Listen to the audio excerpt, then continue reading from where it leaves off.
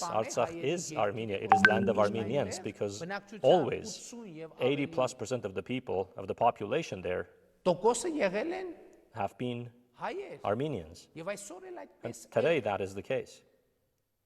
So what is the problem with it? And Azerbaijan wants Armenians not to live there, and that is why, with the help of terrorists, it is attacking Nagorno-Karabakh today. So what is anyone's proposal, that the Armenians of Nagorno-Karabakh are going to say, okay, you are terrorists, and therefore we give up on our roots? That cannot possibly happen. When you talk like that, it doesn't seem like there's much scope for compromise. No, we are ready for compromise. What are you going to compromise on? What are you going to compromise? Are you willing to... Let me ask you this. Let me ask this question, right? Are you willing to consider the possibility of giving up some of the adjacent territories around Nagorno-Karabakh that are controlled by ethnic Armenians in return for this coming to an end? Is that conceivable to you, to give up some of the adjacent territory? In the whole history of the negotiation process, these ideas have been discussed. These ideas were discussed in 2013, 2015. Earlier, those ideas were not implemented for one simple reason. Azerbaijan refused to recognize the Nagorno-Karabakh people's right to self-determination. Under international law, though, current international law, Armenia has been illegally occupying Nagorno-Karabakh and the adjacent areas for more than 25 years. You can see why some people have very little sympathy for your plight. That is, I apologize, that's not. It is true. Look at international law, look at UN General Assembly resolutions. But you see again, many people, unfortunately, cite... What you're saying is you have a historical claim. If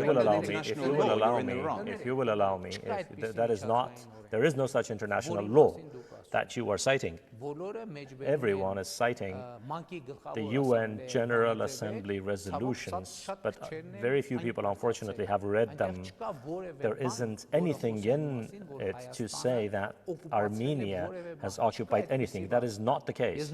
But there is that it should belong to Azerbaijan. It is in the resolution that it belongs to Azerbaijan. Let's be clear about that.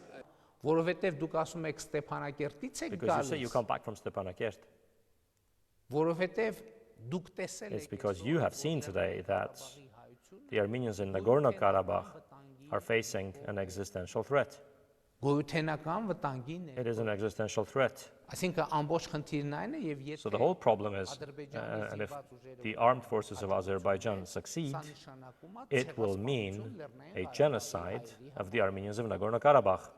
You've spoken to Russia's President Vladimir Putin 4 times since this started. You spoke to him again last night. If Armenian territory is attacked, will Russia support you militarily? There's a contractual framework, a treaty framework, and those treaties set out that, indeed, the territory of the Republic of Armenia, in case of an imminent threat defined under certain parameters, Russia shall uphold certain security commitments. So just to be very clear, in your discussions with President Putin over the last week or so, he has reaffirmed that commitment that if Armenian territory is hit, that Armenia will get Russian military support. You see, I can answer your question in political terms in the way that the Russian Federation has assured that its undertakings, which are defined in treaties, it will uphold them, yes. So he has told you that? Yes.